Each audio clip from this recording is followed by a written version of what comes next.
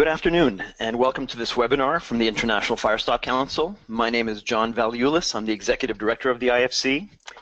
Thank you for taking your time to attend. We are convinced that it will be well worth your time. Today's webinar will be instructed by Brent Johnson of Firewise Consultants. Brent is the only IFC member to have passed the IFC Special Inspector exam twice. He is one of only a few people in the country who's qualified by the IFC to provide special inspection training seminars. He's actively assisting in the IFC's development and presentation of continuing education courses throughout the country. We plan on leaving about 10 minutes or more at the end of the webinar to answer questions from participants. If you have a question, simply type it into the questions box that you should see in the little control panel to the right of your screen. We'll get to as many questions as we can. I now turn over the microphone to our instructor, Brent Johnson. Thank you, John. So thank you for everyone again for taking the time today. And just one more note before we get going, a copy of this webinar will be available on the IFC's website and YouTube video. So you will be able to rewatch this here in about, I think, a couple weeks. So please feel free to take notes, but in case you do have any questions or forget some things that were commented on, you can definitely take a look at that and rewatch the video at your own pace. So moving into it, I want to make sure we take the most of everyone's time and get through as much as possible. Today we're going to cover a good amount of topics in a short amount of time. And the PowerPoint today and presentation and webinar basically has been evolved based on feedback from many people taking the exam and my personal experience taking the exam 3 years ago and then retaking it again about 6 months ago.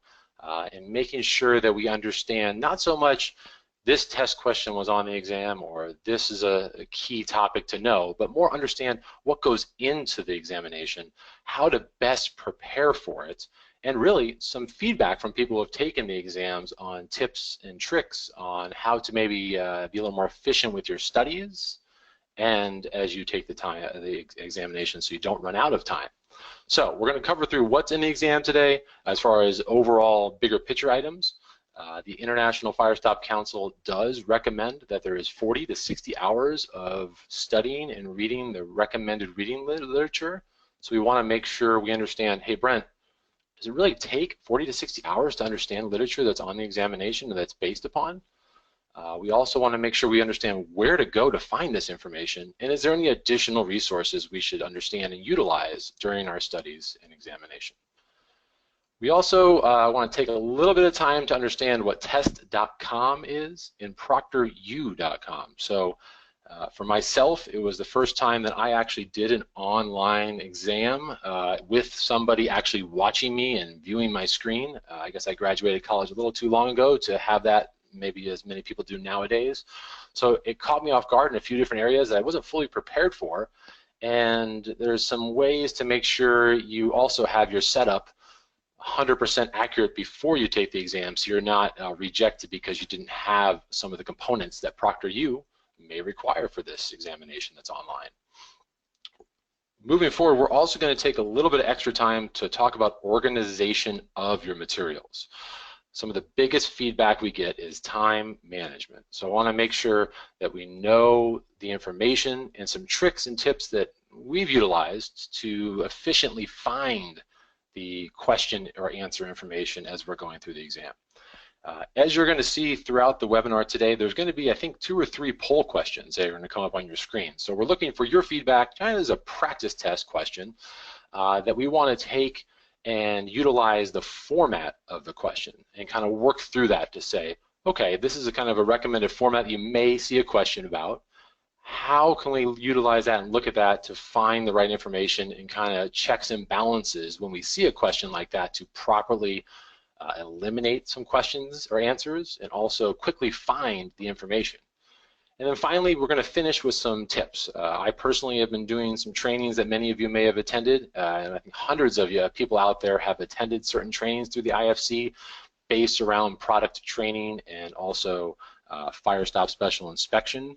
And we've had many feedback from individuals over the last year or two about what they struggled with during the exam or what they liked, what they had challenges with. So I want to make sure we cover some of those repeat comments we get back. So first off, what does the exam entail? There is 85 questions within the examination in a 2-hour time limit. all of the questions that you'll see during the exam are in multiple choice format. So I like to take a stop and just think about that for a second. That means within a 2-hour time limit, we're really only having about a minute per question to answer each one. So if we get hung up on a question, let's say 5 or 10 minutes or even 2 or 3 minutes on a few questions, it's really going to backlog us at the end of the examination where we may run out of time. On top of that, we must score at least 80% or better to pass. So that's going to be a total of 68 of the 85 questions we must get correct. The test is open note. That's fully open note, either printed out or electronic, and we're going to kind of cover a couple of those items today and what we may be looking for, or what Proctor as far as your third-party proctor is going to be looking for, because I do get a lot of questions about that. The biggest thing I like to stress at this point is it is a time limit. It is 85 questions, which is a lot in 2 hours for some people, but you are able to skip or pass a question. So that is a big tip that I always recommend taking a look of and utilizing that option, because if I want to stay on that minute per question pace and I come to a question that, oh, I totally know the answer to this, but I'm stumbling through my literature to find the information to see if I can utilize the reading literature to find some answers or pinpoint me to the correct answer to the multiple choice, and it's taking me 2, 3, 4 minutes, that's really going to hurt us in the end. So we might just want to pass that right away, pass or skip that question and come back to it at the end, because I only have to get 68 correct to pass. So if I skip 4, 5, 6, 7 questions and I don't get to them at the end, but I'm able to answer all the other ones very efficiently that I know the answer for or I can find quite quickly, it's not the end of the world. I have a pretty good chance of still having enough correct answers. So please utilize the pass or skip option as you're taking the exam, because it's going to help you push those ones you struggle with to the end, and when you have time, we can go back to that. So just to note, again, as you're taking the exam, there's always going to be a clock on the screen with your time. It's going to show you a countdown so you know. On top of that, it's going to show you what question you're on. So you're on 55 of 85. And as you pass, you'll keep moving forward. Once you get to the end of the 85th question, I believe it's going to prompt you to a new screen that shows 1 through 85. So you can see all of the questions, and I believe it was either a red or a green color. As in the red ones you did not answer, or you passed or skipped. The green ones you did. So you can go back within that easily to find any of the 85 questions you wanted to either reevaluate, even if you answered them, or you passed. Please make sure you do not skip this page or hit continue, because that is you basically finalizing your examination even by not finishing those questions. So a couple things to note as we back up there. Please keep track of your time and utilize the passing of the questions. On top of that, even if you answer a question, as many of us know from our test-taking days multiple choice, you're able to go back. So take notes as you're going along. Say, question 55, I think I got that right, but if I have time, even though I answered it, let's go back and double check it one more time at the end. So utilize all of those 2 hours. A lot of the feedback we get is, I ran out of time. Brent, I knew this stuff 100%. I've been studying for months, but I ran out of time. So hopefully utilizing that skip button and coming back to whatever questions you can and taking notes on the ones even if you answered them to come back to the end is going to help you get through the ones you really understand fully and get ahead of that 68 correct answers. The test, I do get some questions along the time of, hey, what's this investment going to cost me? Is there a lot of fees? How does the structure work? What happens if I fail the examination? So for the first part, for anybody taking the IFC online exam for the first time, there is a $500 fee. You are able to take up to 2 retakes. So if unfortunately you do not pass the first examination, you are able to take 2 additional retakes. Each one of those retakes are a new $50 fee. So the $500 is only the first time. After that, it'd be $50 each time. If the unfortunate circumstance occurs where you fail those 3 examinations, the first 3, and you score above 65%, you are able to request a third-party review of your test answers. So what that means is an individual will evaluate your examinations and identify 2/3 of the wrong answers, where they came from. Sorry, let me back up. So that means of the recommended reading literature, this third party will identify where 2/3 of your wrong answers came from. So if that includes annular space and curtain wall protection and NFPA 13, they're going to identify those documents back in the recommended reading literature and say, the majority of your answers came from these documents. You really should go back and study them more thoroughly. So they're not going to identify which specific questions you got incorrect. And that does challenge some people. So they're not going to provide you need to study this specific question, here were the answers, here are the question, the multiple choice topics. Just go back and understand and get the right answer. If anyone has taken the practice exam on the International Firestop Council's website, you will notice that, again, you do not get what questions you get wrong and the answers. That is going to be the same format utilized during the examination. So this third-party evaluation will help you pinpoint 2/3 of what you got wrong. If you're 65% above, 2/3 really should easily help you get above that 80% if you're understanding those documents better. Not a guarantee, but at least it's going to hopefully help you point you in the right direction of your studies moving forward. A little more efficiently too, if we can focus our time. It's usually about 5 to 7 of the 25 recommended reading literature documents is what's pinpointed at 2/3 on average.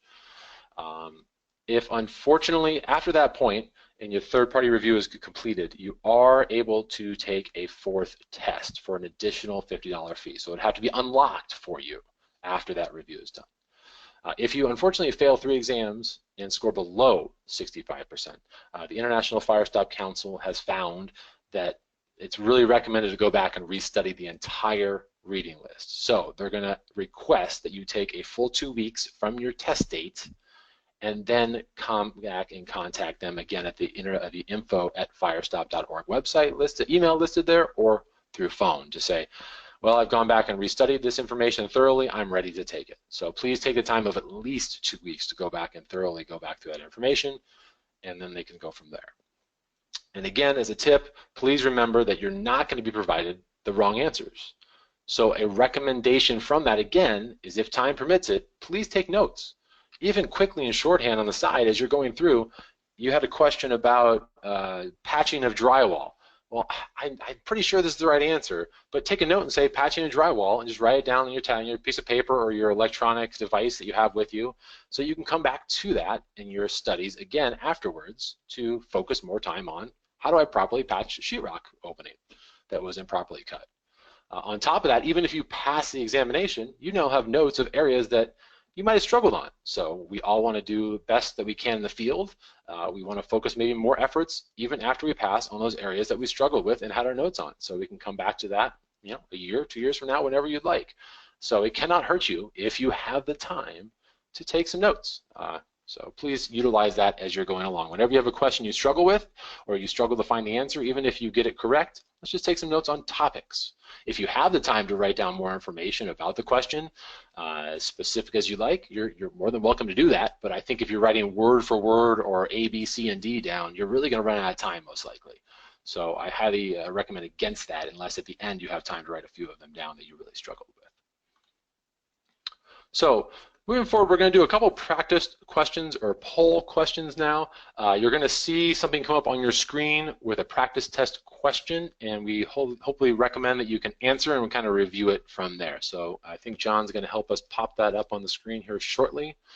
And please take a few minutes here to try to evaluate the question and find the correct answer. I believe the poll is now open.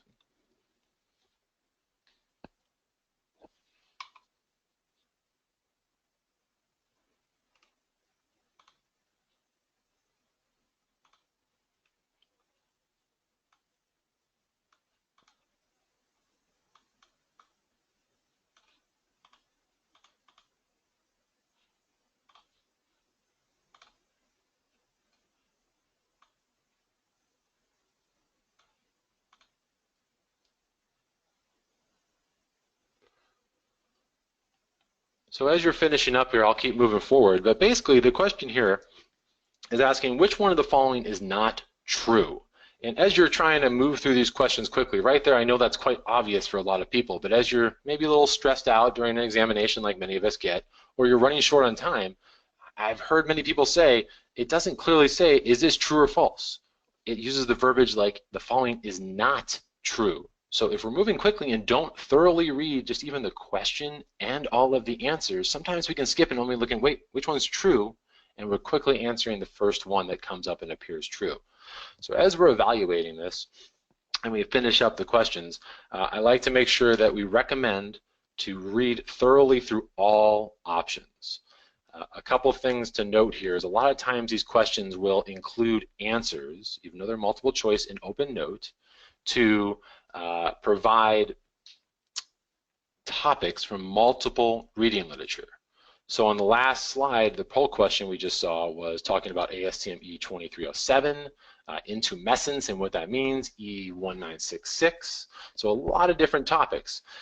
And on top of that, it also says an answer like B and C or C and D. So you'll see questions where it's not straightforward, true or false, like many questions, and it's going to give us the options of combining a couple different answers. So as we're going through and taking the exam, this is a great example of an area that's going to make us fumble through, or hopefully not fumble, but move efficiently through a couple different literature items in the recommended reading list. So just so we all know, the correct answer in this area right away seems like B. Looks like it is the popular answer that foil facing on 8 PCF insulation cannot be removed. That is correct.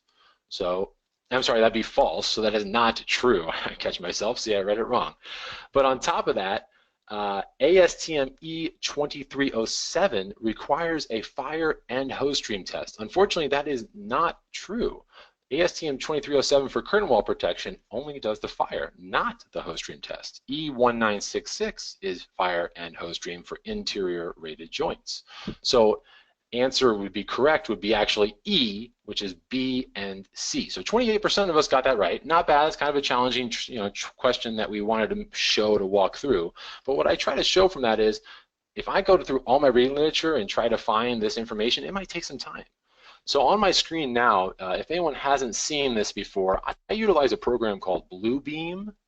Bluebeam is a PDF serve software that many of us maybe already use in the construction industry. It's like Adobe or a PDF viewer, but it's geared toward construction. So I'm kind of new to this service, but if you ever go to bluebeam.com and you like what you see here on the screen, or you want to take a look at the software, they do have a free 30-day trial. So you're able to take a look at this, and if you like what the options are kind of showing how I go through it, feel free to take a look at bluebeam.com. So I pulled up one of the recommended reading literature documents concerning perimeter containment because I personally remembered that ASTM E2307 was listed there.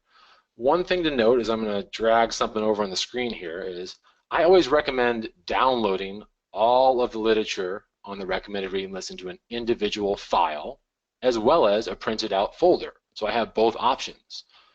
Not all of us are computer savvy. I fully understand that.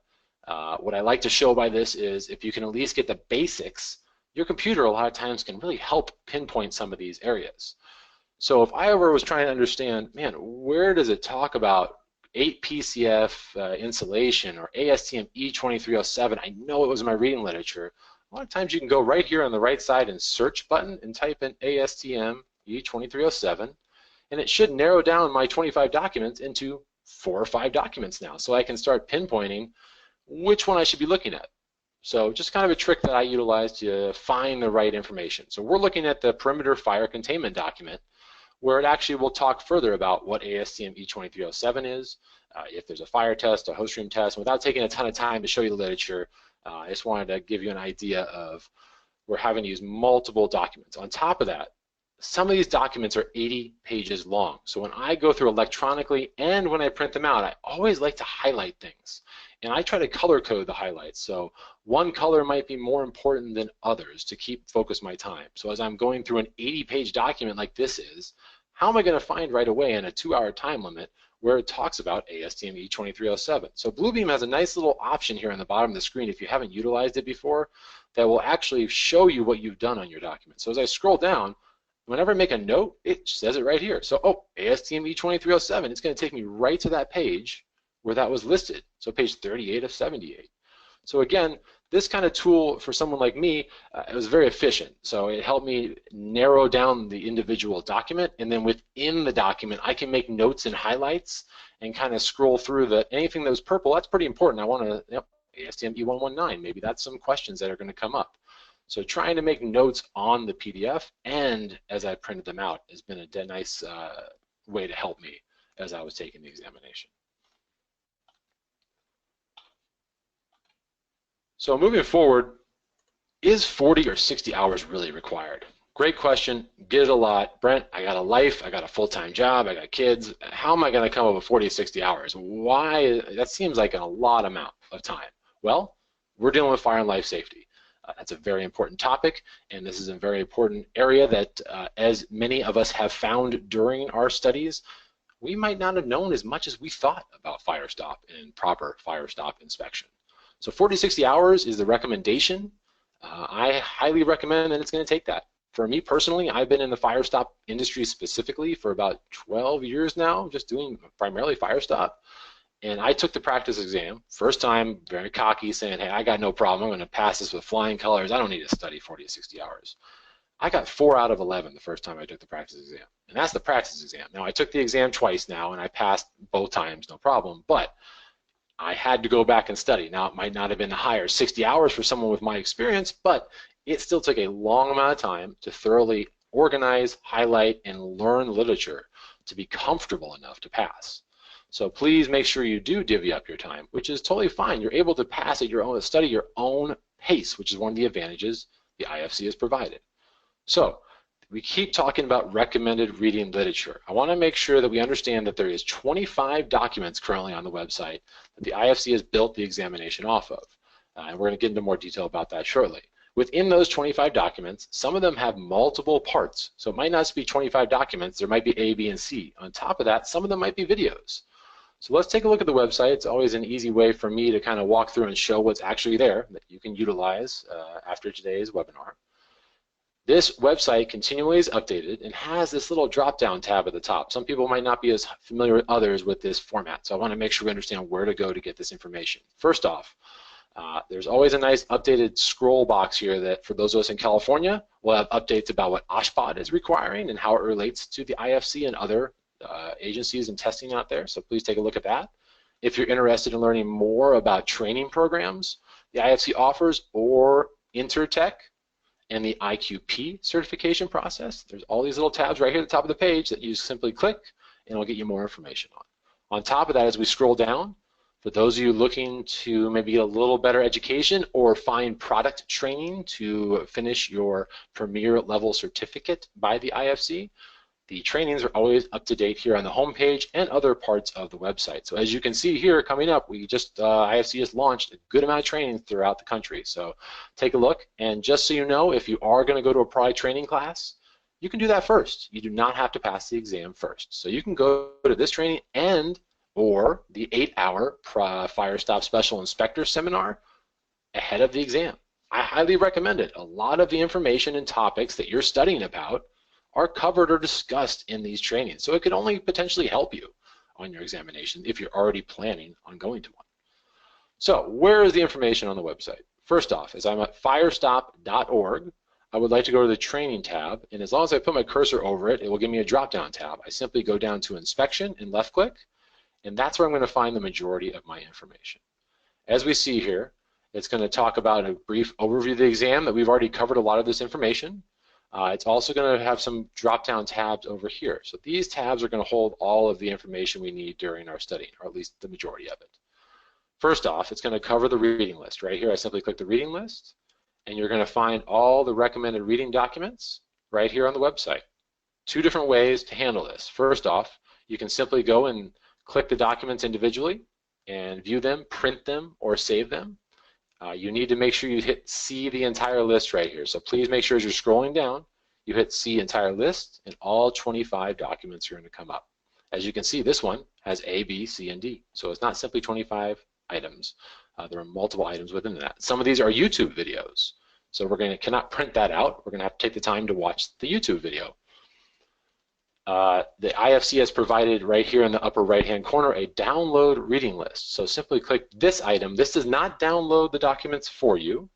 It provides a 4-page document that you can save or print out and gives you the links to each of the items. So as an example, another tip here, I always like to utilize, I said, paper and electronic or PDF. So I simply will click one of the items on the list.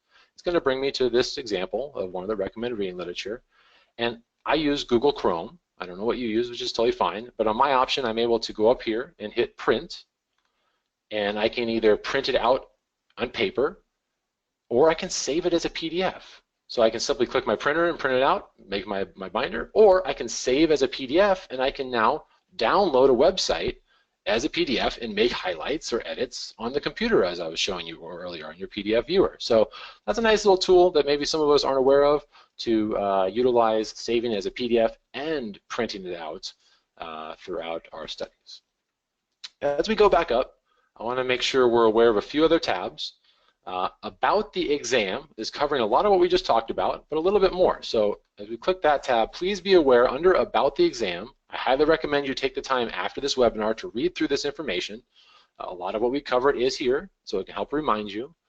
But also at the bottom here, if you're ever wondering kind of a walkthrough of what goes on as far as when you register, we're going to cover it in a little more detail shortly, but right here, there is a whole document that we'll talk about. What goes on, how you register, and what the process is. What happens if you fail? How do I sign up for things? How do I register for a test.com account? So again, it's a nice document right here on the website that answers a lot of questions. We're going to go through a few of them.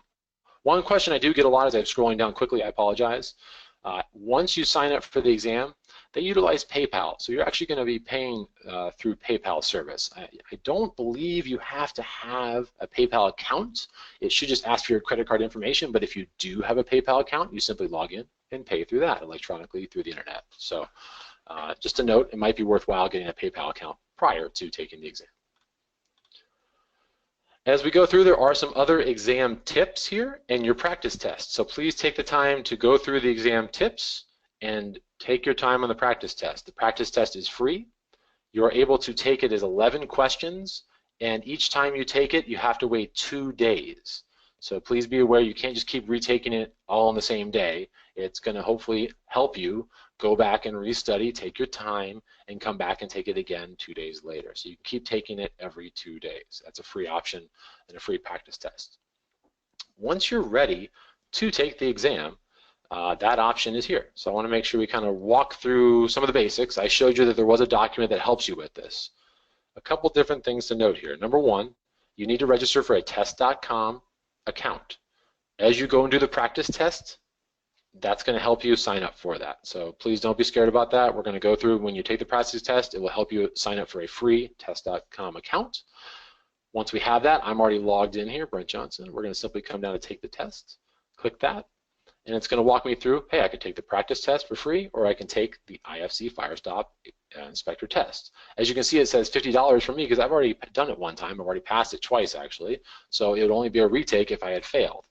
Since I've already passed, I'm actually unable to take the exam right now. But let's move forward and just click that document here, and it's going to take us to one more site. I want to make sure we're aware because we see some information at the top about the cost, what happens if we pass or fail, and then again, how I sign up for a test is right here. So please, as we saw the prompts, to take the test, take the Firestop IFC examination, and now on this site, this is where I'm going to schedule my examination once I am ready. So I'm going to go to this link, and it's going to take me to ProctorU.com. ProctorU is a third-party site and company that the IFC has utilized to help take the online examination. Here, you're going to have to sign up for a ProctorU account, again, a free service. You can watch a demo that will walk you through what the actual online process is, and you'll actually be able to schedule an exam. So if I click Schedule Exam, if I'm ready to go, you can ask questions. I think there's even a live chat function. As you can see in the bottom right corner here, you can actually click this and talk to somebody at certain times. You can test your equipment. We'll cover that in a second, but you can test to make sure you have what the ProctorU requires to take the exam if you're ever wondering. And then finally, schedule new session. So if I click that, there'll be a drop-down tab where I probably have to find the International Firestop Council.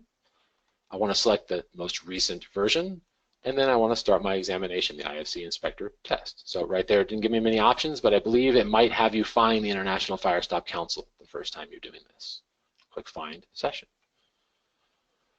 Once I go here, a couple things that surprises people. This ProctorU service is 24/7, so you can utilize your own time on the weekends, at night, whenever you like.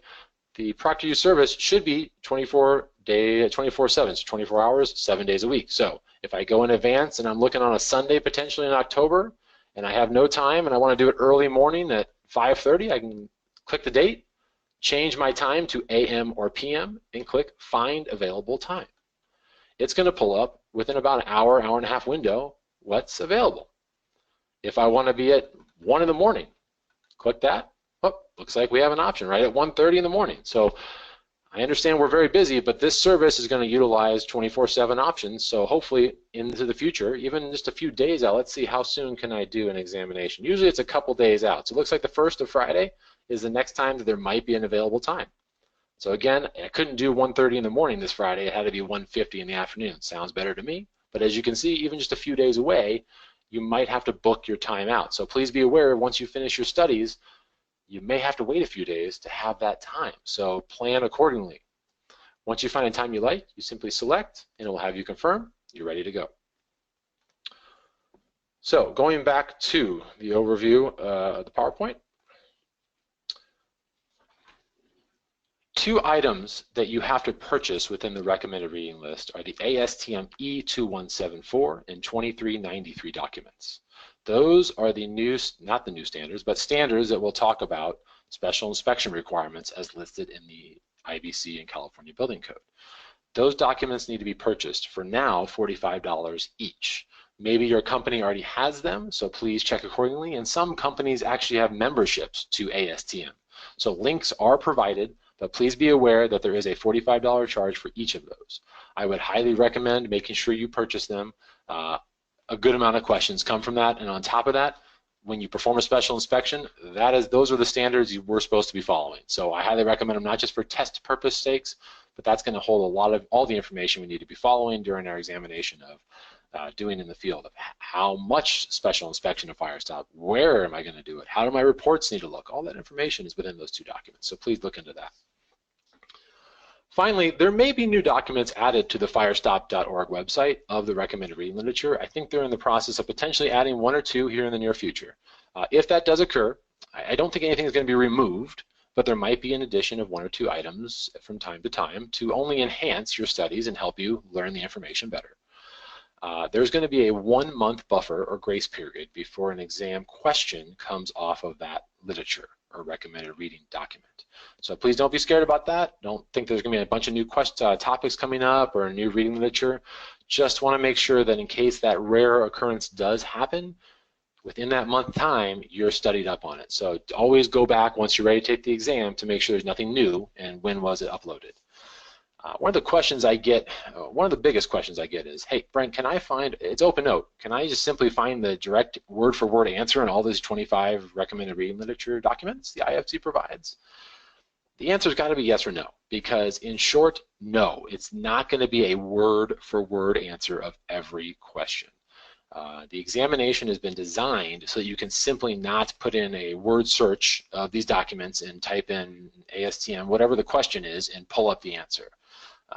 The IFC does not feel that that would be the best way to learn the information. So the answers and the questions are all derived from the 25 recommended reading literature documents provided by the IFCs, but you're not going to find word-for-word answers of all the documents, and that is on purpose, and it's also going to help you become a better inspector in the field, because it's going to make you not only learn the documents or memorize potentially the documents or the information within them, but it's going to help you utilize it in real life settings. You're going to have to understand the literature. You're going to have to be able to utilize what has been provided for you and understand how to morph it slightly to find the right answer. So there shouldn't be any questions that are way off the cuff where it's not, the topics are not discussed in the reading literature, but you're not going to always find word-for-word answers. So please don't spend your time looking over and over again for the exact words of every single question. The big one we keep going back to is organization of your documents. This is the biggest time-saving effort that can be done prior to your studies and during your studies. So we already showed the Bluebeam option or some sort of PDF you were to highlight and organize and categorize your documents. That's something that works for me. You might be a paper person and like printing everything out, which is totally fine. I do find that as an advantage in many areas. I tried to provide an example of a picture. Many people I've met have printed all these documents out. It takes about 200 to 300 pages to print them out. So please be aware it does take a little bit to print. It does take probably a 2 to 3 inch binder to put the information in, and many people will tab it out as shown in the bottom right corner here with tabs. So each document has its own tab or location. One thing I see people struggling with, though, is, okay, I know where XHDG is listed in my binder. Here it is. Here's the document right here. But what's actually in XHDG of the UL Guide section? So the tab helps me identify the document during the test, but it's not helping me identify all the information that I might need to know within that. So yes, many people highlight the documents as well, as shown here as a little snippet of one of the documents, and we already talked about. But please take a little extra effort and either have a separate sheet of paper or additional tabs within your main folders to know what else is in each of these documents. You know, what does NFPA 13 talk about? It talks about opening sizes. It talks about flexible couplings as an exception. It talks about plastic penetrations and how they might have different categorizations or exceptions. So yes, I know NFPA 13 handles the sprinkler information for penetrations, but what else is actually in there? So having additional notes ahead of the exam is only going to help you. So I know it takes a little bit more effort of organization, but I found that quite thorough. Help me to find the information, especially if I'm only doing paper. Please take the time to know what's within each of them or have a separate document to help you identify that. So we're going to have another practice test poll question come up on your screen here in about a second. I want to make sure this one's going to be covering engineering judgments, a hot topic for most of us. So it's asking which of the following is true based on published IFC guidelines for engineering judgments. Now, there is a recommended reading literature document by the IFC that's in the 25 documents that talks about what the IFC recommends. So right there, the question has directed me toward that, but let's take a second to see if we can answer this question.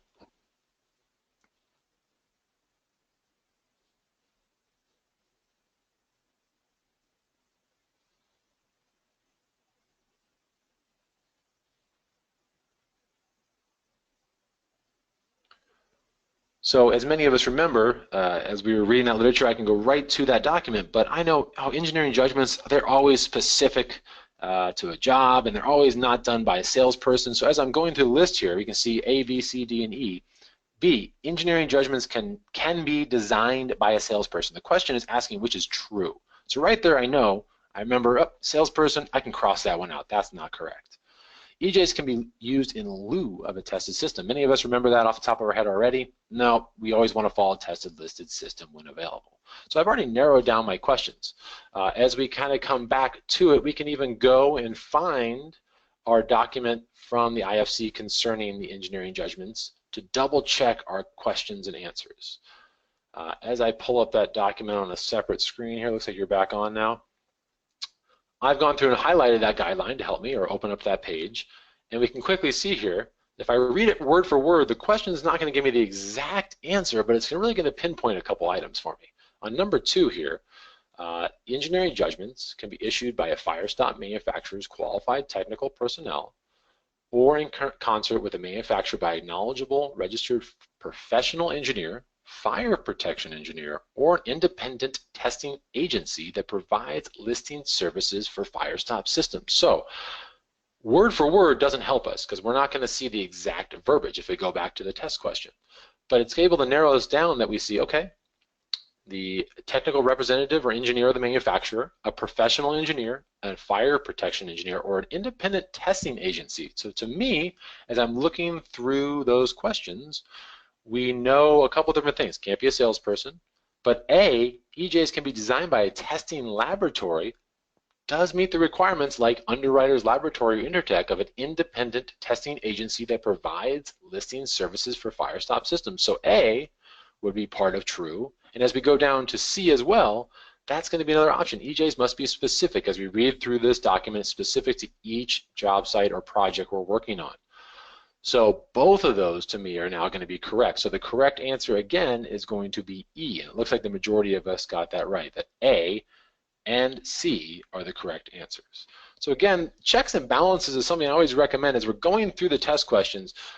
Quickly make notes next to you. I know it's online, so you can't really make edits on the screen in this case, but making notes and cross out A, cross out C, whatever ones come up right away you know is not right, we can simply go right back to it and cross out and eliminate from 5 questions down to 2 or 3 answers. I apologize, moving ahead of the screen here. So reducing answers is only going to help us as we're going through trying to identify the right question. So we already covered some of this, but the exam setup and Proctor service, we kind of walked through how to register when we are ready to take the examination. We already covered that it can be 24/7, any time of day. You are able to, as long as you plan accordingly in advance, to take an exam at your own time. The big thing I want to make sure we understand from this is an online service. It was the first time I had ever taken an online exam. As you can see in the lower right-hand corner as an example, someone's going to pop up on your screen. So you must have a video camera, internally built into your camera or externally. So I know that's new for some people. You might not have that. You are able to purchase or maybe have a friend that has a camera that you can simply plug into your computer and provide that service. So please make sure before you go anywhere near ready to take the exam, you have a computer with a solid internet connection and a video camera option, internally or externally. One thing to note about the internet, I know not all of us have the fastest, top-of-the-line internet service. That's okay. What we don't want to have is an internet service that cuts out quite often, or our computer enters sleep mode or hibernation mode if we leave the screen blank after a minute or some quick amount of time that may occur during the test. If those items, like you lose internet or your computer enters sleep mode, you may be disconnected from the Proctor service. If that occurs, not the end of the world. A lot of times once you come back online, it will be reconnected because you're not closing those items. But one thing to note is, as you're offline or in sleep mode potentially, your time is still running. So if a rare occurrence where your internet does cut out and you're able to get back online after 2 minutes, you've now lost 2 minutes. So please be aware that it's the best to find a location that has a good internet connection, hopefully wired. I did it wirelessly, it wasn't a problem. And have a video camera. The video camera is key because they need to verify once they come online, you sign up and you show up the time of your exam, there's going to be individual pop-up on your screen and you got to say hi, and it's a little bit awkward. For me at least it was. I wasn't used to talking to someone through the computer. And they have a couple checklists that I had to go through. Number one, you have to have a valid ID, a photo ID. So you actually show it to the screen and show your license. In my case, I showed my license. They had to verify that was me, and we're good to go. If you do not have a United States photo ID, you'll need to have 2 forms of photo identification. Or if your ID is not from the US, as the photo ID is foreign, that's fine. You just need to have a second photo ID available. So please be prepared on those areas. On top of that, they're going to want to view your room. They want to verify that nobody else is in your space. Now, a lot of us might be doing this at work where we're sharing an office. That's a good question we're going to have to ask John at the end, but I believe we're going to need to go to a location that we're by ourselves and it's quiet so we can verify that no one's ever going to come in or is talking to us during the exam. On top of that, they're going to want to verify there's no listening devices. I was wearing a hat. I had to take the hat off and leave it off, so I couldn't have some sort of device, I guess, in my hat or in my ear during the examination. And they also took control to access your computer, and this surprises some people at times. I deal with it a lot, some of the programs we utilize in work, but they're going to want to see what programs are running. So they're going to ask for access to your computer. And they're going to open up, in my example, they opened up all my running programs and noticed that I was utilizing Skype and utilizing, I think, WebEx, just like we're utilizing right now. It was still running because it's always running because the applications that I own and I use for work. They said we could not have that going. It wasn't that I was cheating or utilizing them at this time. They're just saying that at one time someone might be able to log in and talk to you or text with you on the computer as you're taking the exam. So they want to make sure that does not occur. They simply close the program. They do their checks and balances and say you're good to go.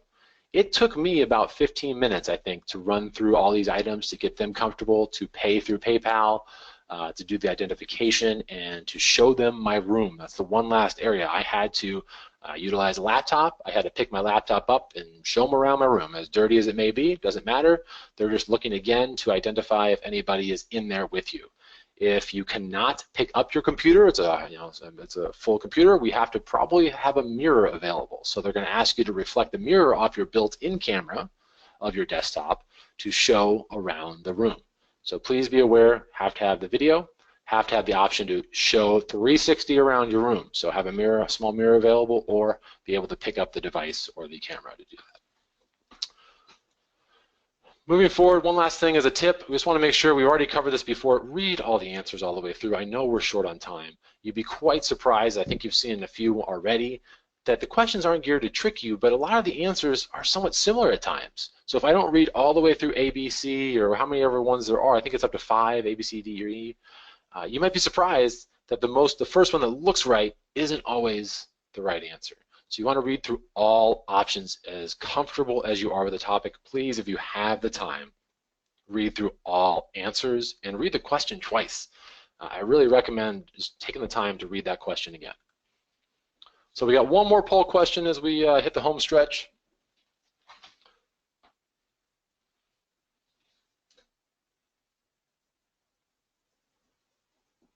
So we'll take a second here to try to find this answer. This one is referring to ASTM E2307, which is the test standard we may remember for curtain wall or perimeter design and fire containment.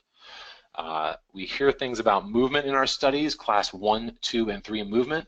Probably not a topic that we remember the exact calculations done as an example here, but we remember, oh, I know ASTM 2307, I remember class 1, 2, and 3 movement, and you can probably narrow down your documents pretty quickly. But as you can see by the wording of this question, if I don't read through every single answer, a lot of them look alike if I'm rushing through this. So please take the time to read through each answer. We're going to have to then find what literature in our recommended reading list talks about this. And as I showed earlier, there's a nice search button potentially to narrow down our options by typing in simply, in this case, let's try it as we back out. Maybe you can see my screen again.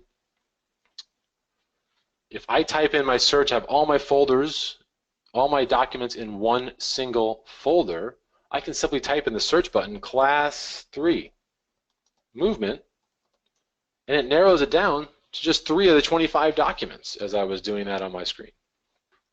So I can then break it out between XHDG and XHBN, which are 2 of the UL guide sections, to figure out which one is going to identify ASTM E2307. And as I try to narrow down the answers, I'm looking for class 3 movement, which is actually going to be 100 cycles with 30 cycles per minute. So B would actually be the correct answer. So you can see we had a wide variety of people having to probably just take the guess because we didn't have our documents open. I totally understand that again. But as you can see, we probably may have known the topic, but without finding the specific reading literature document and narrowing in on the percentages or numbers provided, we're going to really just be guessing. So that could be an area where we don't know, we're stumbling, we couldn't find the answer, we couldn't find the right document. We simply write down E2307, class 3 movement. I know next time I come back and take the exam, I'll make sure to really study up on that information, because if we find the document, it's right here. It's only a 2-page document, and it simply shows class 1, 2, and 3 and breaks it out for me. So pretty straightforward question if we know where to go.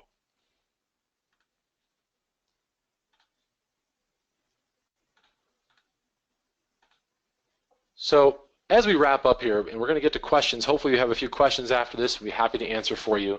A few last topics is we've done a lot, or I personally have done a lot of trainings around the West Coast, and many individuals taking this examination, and I got a lot of feedback. And I always am open to feedback. It's good to hear. I am a member and someone who's taken the examination, and I'm always trying to work as we continue to evolve the examination. But a couple things to note.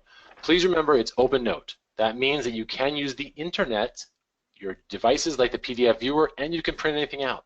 You just can't have someone there helping you or communicating with you during the exam. So can I use Google, Brent? Well, technically, yes, you could search on Google for a question, but I probably am going to recommend that you're going to run out of time if that's your approach, because you're going to be taking a lot of time to find the right document.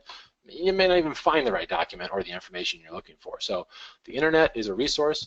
The individual, just going back to the ProctorU service, is not video on your screen the whole time. You're not looking at each other the whole time. They actually close up their video, but they're able to watch your screen, and a chat box is actually left on the screen during your examination. So if you have questions, you can simply type in the chat box. If you had a question for ProctorU, like, is it okay if I go to this website right now and look at this service?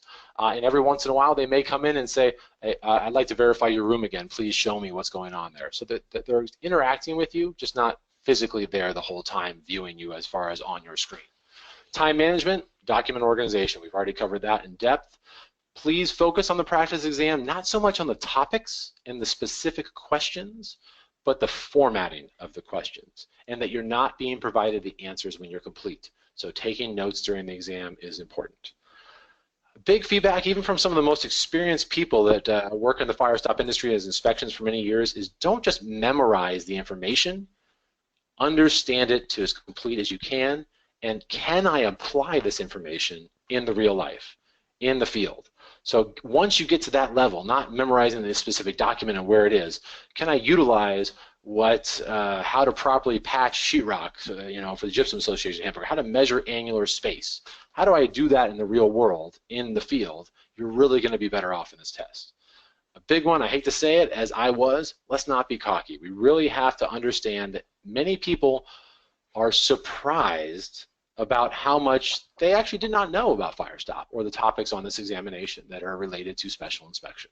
So it's not that, hey, I've been doing this for 30 years, Brent, you can't teach me anything, or the IFC's documents, I don't know what we're talking about, I know it all.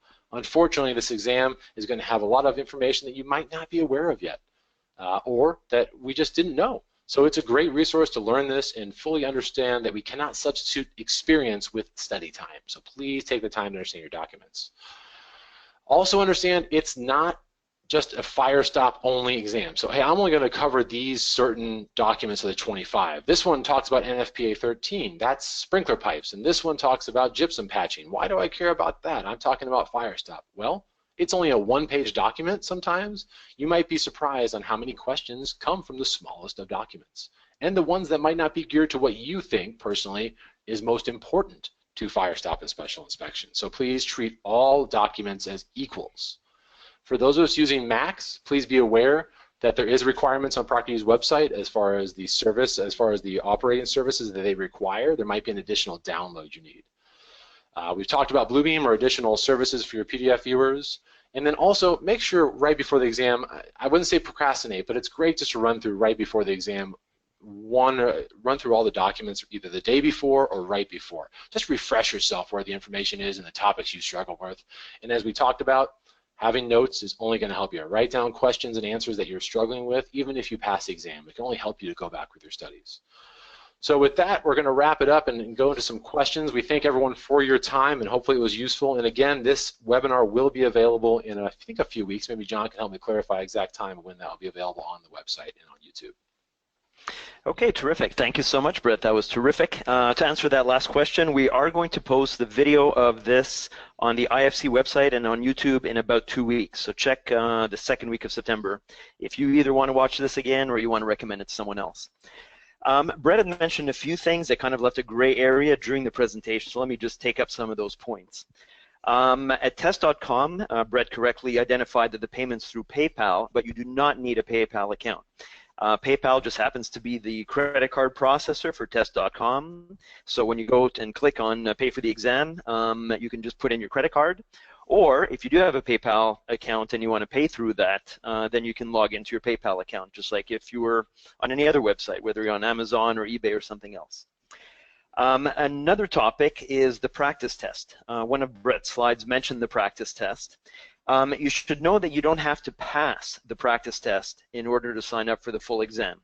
What test.com requires, though, is that you simply have to have tried the practice test at least once.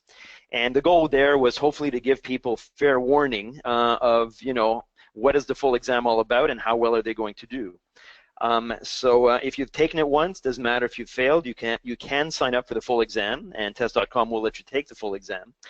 But again, word of warning, the practice test has turned out to be a remarkably good predictor of how most people do in the full exam. I'd say about 80% of people get within about plus or minus 6% on their final exam what they got on the practice test. Now that doesn't mean that if you suddenly master those 11 questions, you can master all 85 questions of the full exam, and that's where people get over-focused on the practice test. Obviously, those 11 questions don't cover everything on all 25 reading list items.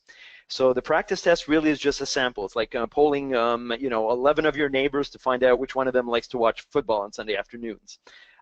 Just because you found 11 people like football doesn't mean 100% of the population likes football. So keep that in mind. So we just want you to try the practice test just to give you a flavor for what the full exam will be like. Brett asked, he left open the question for me, can the exam be taken in a space with other people? No, it cannot. So if you're at the office, just find some big shot who has a closed door office who's out that day and use their office. You can do it at home, you can do it other places, but no, you can't have other people in the environment. For Proctor, you needing to see around the room, this is absolutely true. They need to check your working environment. But I've been told that they can use a darkened cell phone as a perfectly good reflective surface. So you know when it's black and there's nothing on the screen. By what I've been told, if you show that to the camera and pan around the room, that this seems to work for them. So if you don't have a little mirror, which most of us guys don't, I guess the women might, but certainly most guys don't have a little mirror, that's something you can use.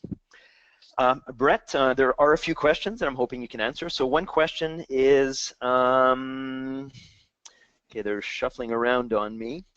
Something about what version of Bluebeam would you recommend? I guess there must be multiple versions. Do you have a specific version of it that you would recommend? So that's a good question. I actually went through this yesterday. They update their software every year and they continue to raise prices a little bit each year. So my version I think is about 3 years old now, but I use basic Bluebeam Review. They have Extreme and CAD, and I do a lot of editing and documenting and construction drawings and items and PDFs, and I can make every edit that I need on the basic Bluebeam Review. I did not see a reason, unless I'm an architect or really doing design, to use the other services. So just the basic Bluebeam Review service. Okay. Another question, can you use a separate computer with your documents to search? If not, how do you search the documents while taking the exam? Great question. If I'm doing it all online, I think the answer would be no, right, John? That we cannot use a separate computer at the time of the exam. That's correct. That's correct. Because then the Proctor, you cannot do it. One thing that I do, I'm sorry, I'm trying to go on the screen here. Am I still sharing? Yes, you are. Okay. So I got the PowerPoint, I guess. I split screen. For those of us using Windows 10, you can simply split screen your documents. So when I was taking the exam using all electronics, I'd have the internet or the exam on one side of the page, and I'd have my PDF on the other side, or my folder I was utilizing. It got a little complicated because I had a lot of stuff, but I had the folder I could go back to and kind of bounce in between my documents. Honestly, I had all 25 documents open on my Bluebeam up here. So there is a drop-down tab you can utilize in my PDF viewer. When I had all 25 open, I could simply search here on my drop-down options. I don't know if we can all see that or not. So some of us are a little more tech savvy than others, but I ran split screen like this, and I have a big monitor at home where I took the test. You know, it's a 30-inch or 40-inch screen, so it was helpful. If you're working on a small screen, this might be challenging. So I understand that. You might be stuck on a full screen option at that point. But split screen has been very helpful for me after I learned it in a little bit of practice. Okay, another question. One person mentioned having some problems downloading the reading material, specifically mentioning the PowerPoint slides. So let me address that. Some of the PowerPoint slides are PDF'd, and so obviously those are easy to download, easy to look at. We chose to have some of the PowerPoint slides as a PowerPoint presentation, so you can go through them as a presentation. But what you'll notice is you have to open it in read-only mode. In other words, it won't be openable in edit mode. That was done for copyright reasons. When it's openable in edit mode, then we tend to find that suddenly someone else is giving IFC presentations with the IFC slides. Right at the beginning, don't be surprised if it asks you a question like, would you like to open this in read-only mode? And if you do that, that's fine, and those are printable, as far as I know. If they're not, certainly give the IFC office a call. I've never heard that they're not printable. If they are not, it may be that you have some software that's preventing it, in which case I'd recommend simply maybe talk to a friend, colleague, relative, whatever, and try it on their computer, because hundreds of people have now downloaded the reading list. Not everyone takes the exam. A lot of people just take our study program. It's at no charge. And I've not heard of people having trouble downloading the material. So if you are having trouble, it's probably something specific to your computer. Okay, a question, is an iPad okay for material reference? Brent, I'll let you go ahead and answer that question, similar to the other question before. Again, that would be a separate document, right? So we could not, a separate device going at the same time. So there would be Correct. no way So that is not for permitted. Proctor to verify what's going on that device. So in that case, I think you're having the only option is to bounce in between the tests of the documents on your screen, like I showed, and split screen on the individual computer, or print them out. So that's why having both options, you might find as you're taking the test that, man, this is really hard to bounce between these different screens on my one computer. I'm just gonna go back to the paper. So, you know, I think you're stuck, unfortunately, to the one device. Okay. Someone asked, I think it's directed at you, Brent, how much time did it take you? And I think they're asking either about the study or the exam. I'm not sure which. How long did it take you to study and take the exam? I can't. I wish I remembered. I was one of the first people to take it, right, John? There's a few of us about 3 years ago when it first came out, and I know I said I didn't take the full 40 to 60 hours because I've been in the industry specifically for a long time now. I'm going to say I was still closer on the documentation preparation and getting it all ready to go, at least 30 hours. It's got to be on the lower end of the recommendation. So I'm not saying I did it in 5 hours. It still took a good, substantial amount of studying. When I took the exam, the one I did just 6 months ago, I think I finished like an hour and a half of the 2 hours. But again, I was writing notes thoroughly as I was going through as well, just in case I had some questions, and I could also follow up in the future. So I think it took me about an hour and a half when I took the test. But again, most people, the first time they take it, it's the full 40 to 60 hours of studying, and it takes the full 2 hours. I mean, I think most people, John, maybe you have a stat, I don't know, but I think we're taking the full time. No, the IFC has not collected statistics on how long it takes people to study. No one's offering us that information, unfortunately. Okay, another question. Do you have to get recertified every few years and take the exam again? There, I'd recommend that you go to the tabs under firestop.org/inspection, and each of those tabs, Brett, if you want to go back to it, tells you all about this whole program, and it will tell you all this information. So I think it might be on about, there we go, thank you. Okay, so that's right in the very first screen. So the point I'm making here is not that this person asked a question that shouldn't be asked. It's more that pretty much every question I've been asked in the last 3 years, we've posted the answers in those tabs. So you may think of a question that we've never been asked before in all these years. Chances are probably not. And so I do encourage everyone to read each of those tabs at firestop.org/inspection. They're probably going to answer every question you can think of. Well, we didn't cover exam tests, but a lot of stuff we covered is in here. So, and the questions you get, I believe you also put on here. You get them a lot, right, John? That is correct. Yeah, anything that anyone ever calls or writes and asks a question, I'll be honest, 99.9% of the time, the questions are online. I mean, the answer is online. But if they really come up with something new, then I'll post that information in a short amount of time. Okay, we're already 2 minutes over, and we promised this to be a 1-hour session, so I'm just going to answer one last question. Is there a prep class for the exam?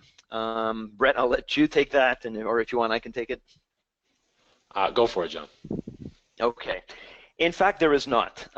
There is no way, unfortunately, to shortcut 60 hours of studying into something shorter. Sometimes it just takes what it takes. A prep class would necessarily cover only 1% or 2% or 5% of the material. Obviously, if someone like myself or Brent gave that prep class, obviously we, knowing what's on the exam, would either purposely not cover what's on the exam or would purposely cover what's on the exam. And so, a lot of people refer to a prep class for exams like that as a cheater class, if you actually know what's on the exam. So the IFC decided early on that no, we need people to learn not what's on the exam, we need people to learn what's in the reading list. And so there is no prep class. The prep really is the online self-study from the 25-item reading list material. Okay, with that, we're going to wrap it up. We're already, like I said, a few minutes over.